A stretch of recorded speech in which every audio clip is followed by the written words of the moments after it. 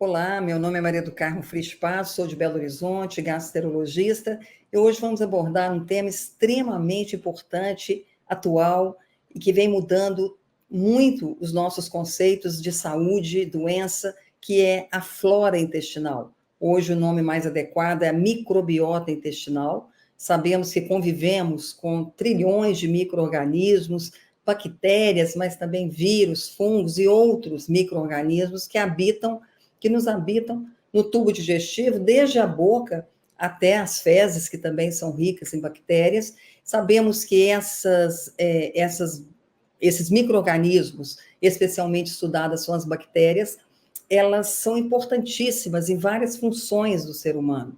Hoje, unanimemente aceito que nós não teríamos como sobreviver sem a nossa flora, sem a nossa microbiota. Ela tem funções essenciais à nossa vida, funções imunológicas, funções do metabolismo, funções especialmente no tubo digestivo, e faz também aquela comunicação, ela participa daquela comunicação entre os dois cérebros, hoje tão falada, que é entre o sistema nervoso central e o tubo digestivo, numa comunicação que a gente sabe que o comando do cérebro com o intestino ocorre continuamente, e as bactérias, principalmente as bactérias, parecem produzir alguns produtos que participam dessa neurotransmissão, e isso é fundamental também, não só para a saúde digestiva, mas também, com certeza, para a saúde nossa emocional, psíquica e até neurológica. Então,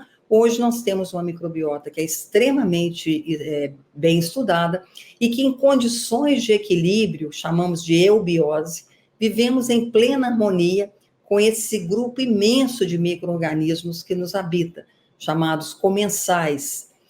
Quando existe um desequilíbrio dessa microbiota, e esse desequilíbrio, chamado disbiose, ocorre em diversas situações. Por exemplo, o paciente que tem uma intolerância alimentar, ele pode ter uma microbiota desequilibrada, disbiótica. Aquele paciente que tem, por exemplo, uma síndrome do intestino irritável, uma gastrite crônica, doenças do fígado, do pâncreas e até mesmo do estômago. Ou seja, no tubo digestivo, a microbiota hoje é considerada fundamental, tanto na preservação da nossa saúde digestiva, quanto no desenvolvimento, possivelmente, de inúmeras doenças, ou seja, a nossa microbiota tem que ser muito bem cuidada para que a gente tenha esse equilíbrio, essa eubiose. E a gente pode fazer isso nos ajudando a constituir uma microbiota muito saudável de diversas formas. Sabemos que essa microbiota é definida desde o nosso nascimento.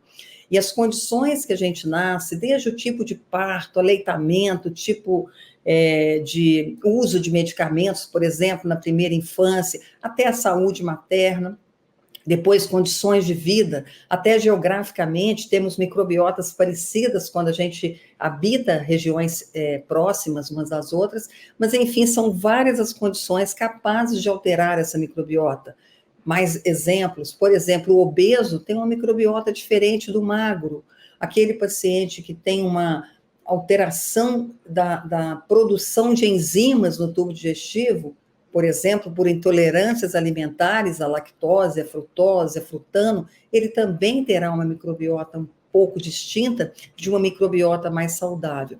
Essa flora, essa microbiota mais saudável, ela é constituída de micro-organismos, principalmente bactérias, que levam a uma condição de saúde humana. Ao passo que quando ocorre essa quebra do equilíbrio, essa disbiose na microbiota do intestino, há uma produção, ou predominam micro-organismos mais agressivos, mais pró-inflamação, mais capazes de alterar o nosso metabolismo. Por isso, talvez, essas diferenças da microbiota dos indivíduos saudáveis e doentes. Hoje, a microbiota é estudada praticamente em toda a medicina, não só nas doenças digestivas, no diabetes, por exemplo, já disse, na obesidade, em vários tipos de câncer. Então, ela é tão importante que nós, todos os dias, devemos pensar como eu vou cuidar bem da minha microbiota, como eu vou trazer essa eubiose para que a gente não tenha riscos de desenvolvimento de doenças associadas a esse desequilíbrio.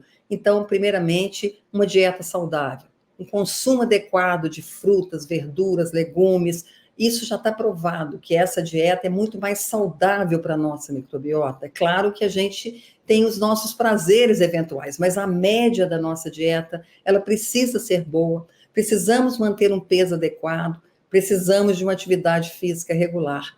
Isso é recomendado, por exemplo, há muitos anos pelos médicos cardiologistas, por outras razões, e hoje muito, porque a gente viu que tudo isso também faz com que a gente tenha uma microbiota muito saudável e associada, obviamente, a condições de saúde.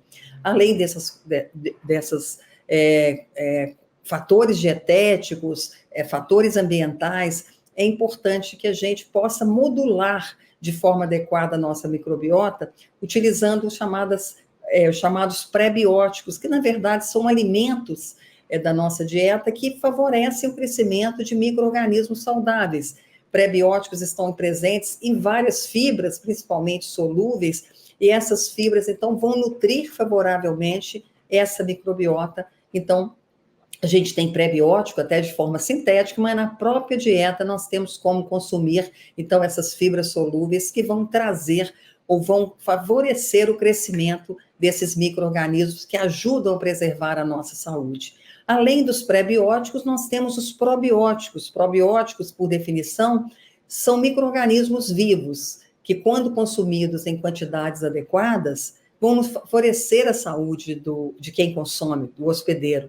Então, nós temos hoje inúmeros probióticos, né? Várias cepas, que a gente chama assim, lactobacilos, bifidobactérios, que vão proporcionar a saúde ou até reverter alguns quadros já estabelecidos de doença. É claro que hoje, cada vez mais, a gente sabe que cada tipo de probiótico, que são bactérias vivas, podem influenciar, digamos assim, beneficamente em determinadas condições. Então, hoje, a ideia é que cada vez mais a gente utilize probióticos com orientação de profissionais da saúde, médicos, para que escolham exatamente as cepas, os subtipos, digamos assim, de lactobacilos, de bifidobactéria ou de outros tipos de probióticos capazes de prevenir ou proporcionar a saúde, ou mesmo reverter processos já da doença no ser humano. Então, por exemplo, as pessoas que têm, vamos dar um exemplo simples, intolerância à lactose, com certeza, se ela busca uma microbiota mais saudável através de uma dieta adequada, de manutenção de uma atividade física, de um peso adequado, ela terá muito melhores condições de ter uma microbiota que também vai favorecer ao equilíbrio do intestino, da saúde intestinal, melhorando, inclusive, a tolerância aos carboidratos, no caso, a lactose.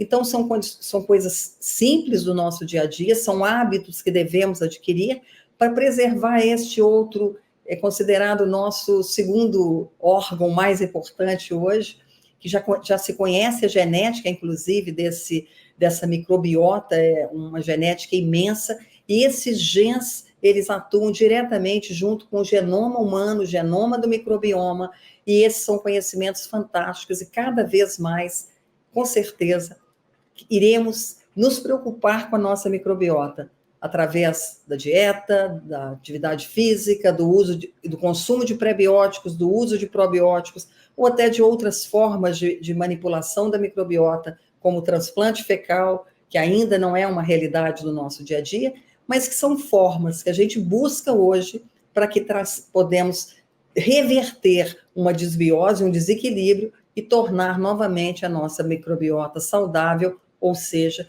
trazer o equilíbrio ou a eubiose e, consequentemente, a saúde humana. Eu agradeço muito a atenção de vocês e espero ter contribuído um pouquinho para esses novos conhecimentos fantásticos acerca da microbiota intestinal.